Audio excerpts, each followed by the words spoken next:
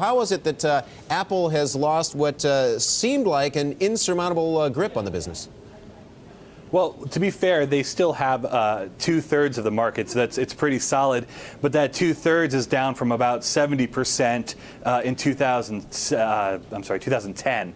So, and it's the lowest market share they've had since 2006. So it's definitely shrinking. And they're definitely feeling the pressure both from Amazon, which is underpricing iTunes, and then this new model, streaming, which you talked about, which not only includes Spotify and Rdio and Rhapsody, but it also has Pandora, which has become ubiquitous on iPhones and other devices, and which is a radio product. So there's all these new choices and all these new ways to listen to music legally online, and that's definitely putting pressure on iTunes. I remember back when Steve Jobs made the iTunes announcement, he said that we want listeners not to feel like criminals and we want artists to get paid. He was the first guy to figure out how to do it. So how is it, Andy, help us understand this, that Apple was the first company to figure out how to bridge that gap, and yet it's letting other services come in and effectively take away market share with streaming? How is it that Apple's losing that creative edge?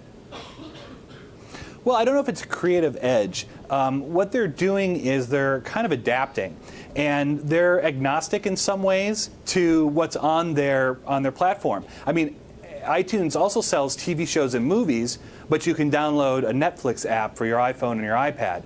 So they want to make things as widely available as possible so that people continue to buy the devices, which is what Apple really makes their money on. So with Steve Jobs in the iTunes store, the idea was, hey, we can find a way to legally sell music because we have all these iPods out there and people are buying them, but they need music to put on those iPods. It became a kind of beneficial relationship. And that's kind of how that all evolved. Andy, a question here from Carl Riccadonna.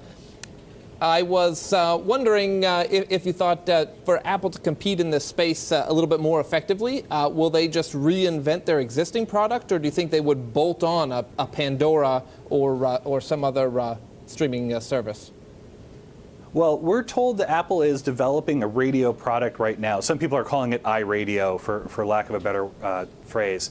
But it's going to function a lot like Pandora, where you choose the artist or the genre, and it just plays music from a central library that you either own it or don't own the music, and it'll just play. And a commercial will be interspersed in there, occasionally. But the difference with iTunes is that it'll be integrated into the store. So when you have a list of songs playing, you can go back and buy that song. Maybe they say, buy it now for 69 cents.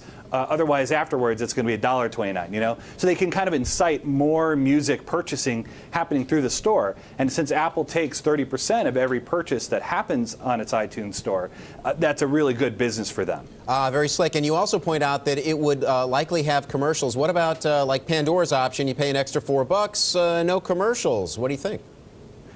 Yeah, at this point, it's unclear if Apple would offer an ad-free service. Right now, with the talks that are happening with the record companies, Apple is talking about an advertising supported service that would be free for people to use. That way we get the widest possible base of users and have the best chance of selling music and exposing more music to people.